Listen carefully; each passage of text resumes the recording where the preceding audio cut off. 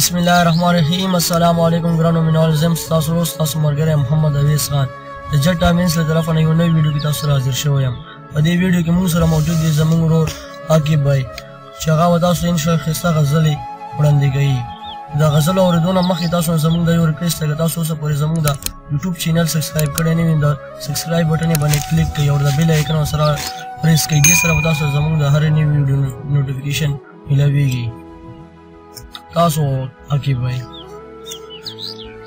السلام علیکم ورحمۃ اللہ وبرکاتہ. ټولو ملګرو ته سلامونه کوم. که بار دی او که په پاکستان دي، د ټولو ملګرو ته سلامونه وړاندې کوم. امید لرم چې انشاءالله روغ جوړ به وي او الله مو خوشحاله ساتم. غزل نه مخکې یو شعر ته وایم چې ټیم مو ډېر نه اخلو، وخت مختصر دی.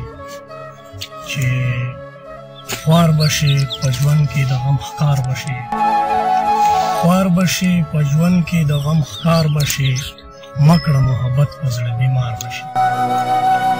او غزل ته وایم چې اوس وایي چې نن راغلی دی دوران دی یاره راشه، نن راغلی دی دوران دی یاره راشه، په مسته مینې هجران دی یاره راشه.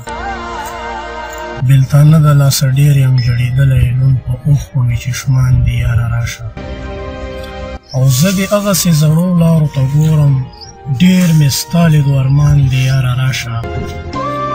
زه دې هغسې زړو لارو ته ګورم، ډېر مې ستا لیدو ارمان دی یاره راشه. کله کله خو مې چا نه هم تپوس کړه، کله کله خو مې چا نه هم تپوس کړه، ژوند مې هسې په زندان دی یاره راشه. او کور دې ماته مخامخ ته چې نه ګورې، کور دې ماته مخامخ ته چې نه ګورې، زما دې باندې خفګان دی یاره راشه. او ارمنیه کې به هر وخت په ژوندی نه وم، نن په غاړه مې کفان دی یاره راشه. او دا عذر ته دې ډلی وي چې د رنګه سپینې تور زړکی ګرځوې، د رنګه سپینې تور زړکی ګرځوې، سیدوانه دې هر سړی ګرځوې. په مازدیګر کې چې د کور راوځې، اشنا په مټ باندې پټکی ګرځوې. او تا جوړې خپل خدای نه یقین کاټ شوی چې برنه پسې پټی ګرځوې. او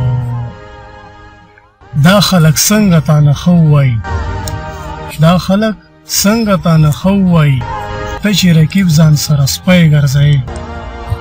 او کولی خو ډېر دي ارمنیه کې به، کولی خو ډېر دي ارمنیه کې به، خو چې ته چا پسې زړکی ګرځوې. ډېر مهرباني. والسلام.